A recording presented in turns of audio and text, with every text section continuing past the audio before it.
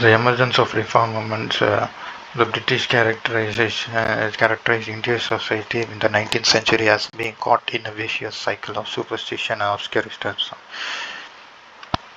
The the evil conditions like sati, division of society according to birth, resulting caste system was also criticized. More importantly, the British argued that without their invention there was no possibility of deliverance from this evil for Indians. Industry itself was self-serving argument articulated by missionaries and utilitarians to justify British rule.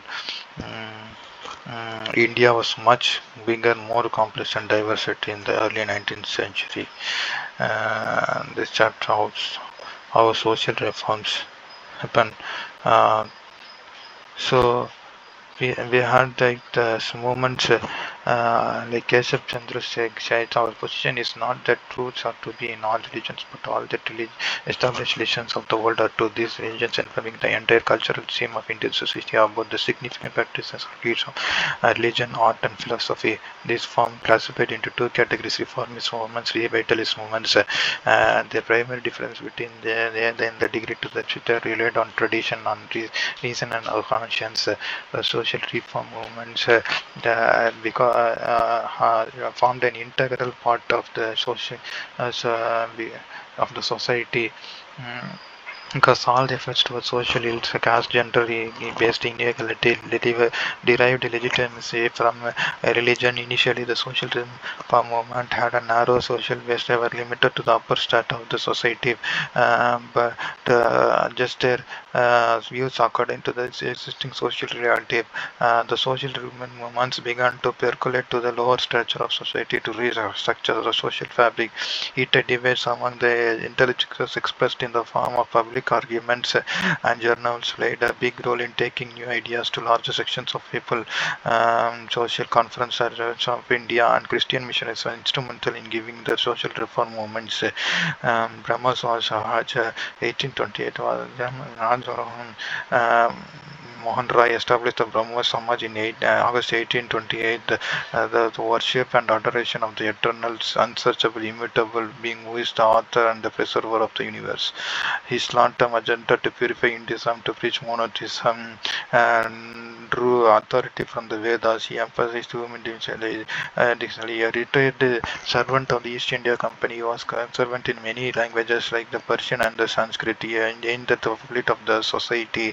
He was determined crusade against the sati. His tract written in 1818, a conference between an advocate and for an opponent of the practice of burning radio cited sacred text reproduced that no religion sanctioned the burning of alive windows. His lectures which rectified on the company through an enactment of law in 1829 declared the practice of sati a crime. The overall contribution of Brahmo Samaj can be summed up as follows: Indian house polytheism, idol worship, and the faith in avatars, incarnation, as it condemned the caste system, dogmas, and superstitions. It wanted the abolition of child marriage, for the system, and the practice of sati. It supported widow remarriage, inspired by the ideals of the French Revolution. Then left for Europe and died in Bristol. After his death, there was a decline for the new lives given in by Devendranath Tagore, father of Rabindranath Tagore. After him, the organization was taken forward by Keshav Chandra Singh from 1857. The strength of the organization is known from number of branches it had in 1865. 54 Samajas, 15 Bengal, 2 in Northwest Province, 1 in each in Punjab and Madras. In the course of time, the Brahmo Samaj broke into two, namely Devendra Nath Tagore Brahmo Samaj of India and Keshav Chandra Singh's Sadharan Brahmo Samaj. In Tamil Nadu, Kasi Viswanatha Mudaliyar was the adherent of the Jama. Then he wrote up the title Brahmo Samaj and Nadagam to expand the ideas of the Brahmo Samaj. He also wrote a tract in support of the widow remarriage in 1864. The Tamil journal titled Tattva Bodhini was started for the cause of the Brahmo Samaj. The Brahmo Samaj kept the great position from orthodox elements in the Bengal society, such as the Hindu Dharma Sarvabha. There were reformers such as Ishvara Sangar Vijay Sagar who advocated the same ideas but drew on Hindu scriptures as authority. Even though the Brahmo Samaj did not win many adherents, it had a big impact on the intelligence in the early stages. Many young men seized the radical ideas and propagated them. Tagore's family was a Brahmo family, and its influence can be seen in his writings and ideas. Prarthana Samaj 1865, an offshoot of the Brahmo Samaj, was the Prarthana Samaj, was founded in 1865 in the Bombay by Atmaram Pandura. The Prarthana Samaj as an organization never had any great influence, but its members like M.G. Ranade, Bandarkar, K.T. Telang were among the great leaders of the 19th century Maharashtra, and they became the founders of the social reform movement in later years. Prarthana Samaj was similar to Brahmo Samaj. It consciously linked to the Bhakti tradition of the Maharashtrian saints. The Prarthana Samaj continued its work in the education work. It concentration of social reforms like entertaining intermarriage, remarriage of widows on the flight of women and depressed classes. The social national social conference organized with the initiative of M.G. Ronald met each other immediately after the Indian National Congress annual sessions in 1980-1885. Justice Ranade was an erudite scholar and keen intellect. Prarthana Samaj became the active center of new social transformation in Western India. I was one of the founders of the Widow Marriage Association. And was an ardent promoter of the famous Deccan Education Society. He was to he was to support education in such education to the young children to fit them for unfit share service of the country. When Ranade died in 1904, his leadership was taken by Chandavarkar. Arya Samaj, the founder of the Arya Samaj, was Dayananda Saraswati. Dayananda Gujarati left home in his youth to become ascetic for 17 years. He wandered around India in 1863. He became a wandering preacher, and 5 years later he added the establishment of schools to his activities. In 1872 he met the Brahmins in Calcutta. In 1875 founded the Arya Samaj and published his work in Satyartha Prakash. He rejected Puranas, polytheism, idolatry, the role of famine, peace, pilgrimages, many rituals, and prohibition of side of marriage as a good Shankar Kodal. He made call back to the sea. He wanted to share the society on the basis of the Vedas. He disregarded the Puranas like the other social reformers. He encouraged female education, remarriage of widows. Swami Dayananda's sphere of influence was largely in the Punjab region, where the trading community of Khatris experienced great mobility in colonial times. However, in Punjab region there was communal conflict between the Hindus, Muslims, and the Sikhs. Dayananda Shuddhi purification movement, that is conversion of non-Hindus to Hindus, was controversial and provoked controversies, especially with the Ahmadiyya movement. Arya Samaj is considered to be a revivalist movement. Dayananda's influence continued into the 20th century through the establishment of Dayananda Anglo-Vedic schools and colleges. Ramakrishna Mission is an important religious movement. Ramakrishna Paramahansa, who are preached in the temple at Dakshineshwar near Kolkata, had no formal education, but later in his spiritual life he had deep faith inherited of religions, and his belief performing religious service in accordance to the practices of different religions. According to him, all the religious views are same, but different ways to lead to the same goal.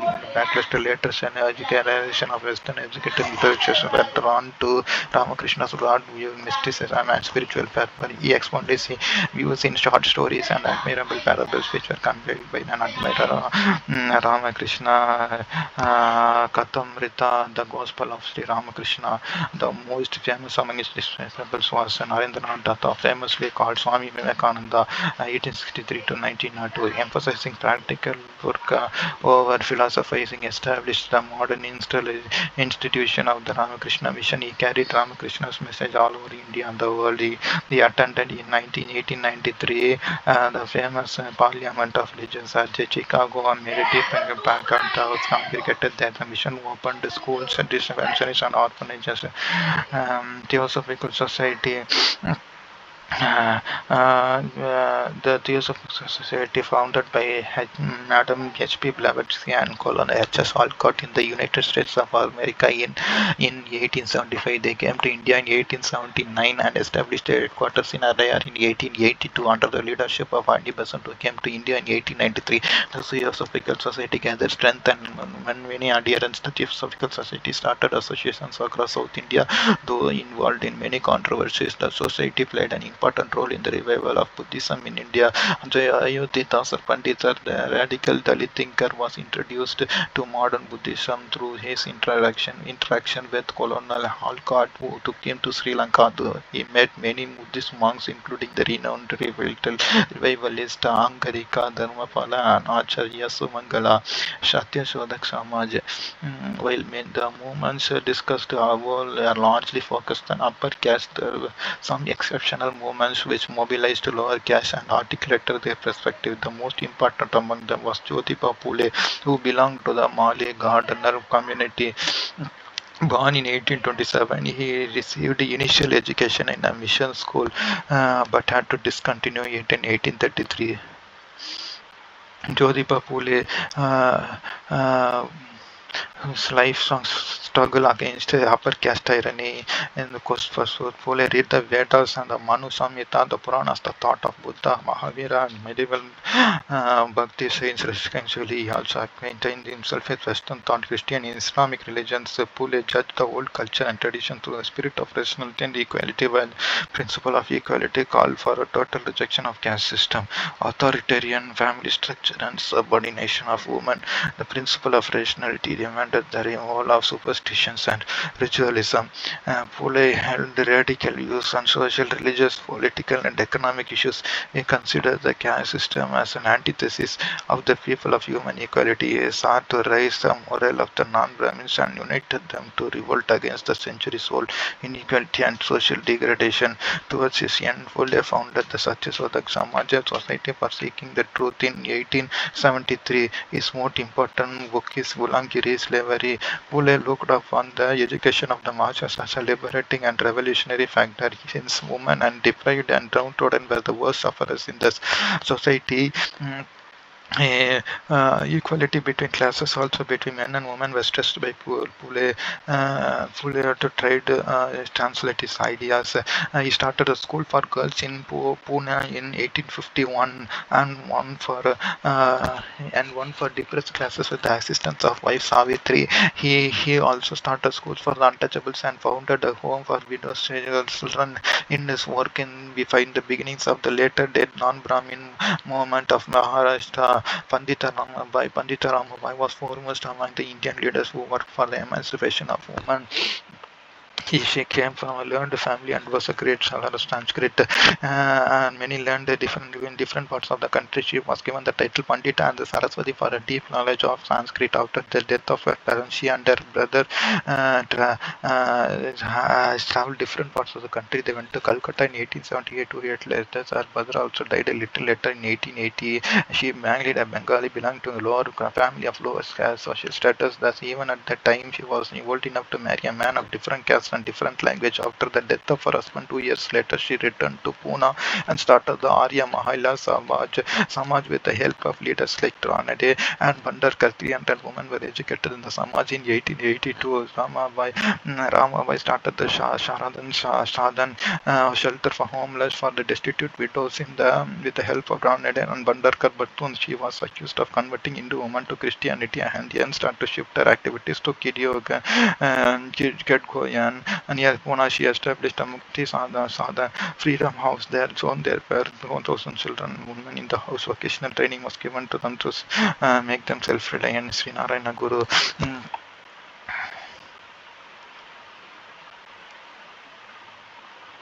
This movement emerged in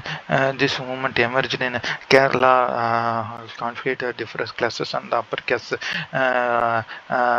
It was started by Sri Narayana Guru spearheading a social movement of the Yellavas of Kerala, a community of 20 tappers. The Yellavas were the largest group in Kerala, constituting 26% of the population. A great scholar in Malayalam, Tamil, Sanskrit, Sri Narayana Guru established the Sri Narayana Guru Dharma Paripalana Yoga in 1902. The SNDP Yogam took up several issues such as right of admission to public schools, recruitment to government services, access to roads and entry to temples, and public representation. The movement as a whole brought the transformative structural changes such as upward social mobility, shift in traditional distribution, and federation of backward classes into the prohibition.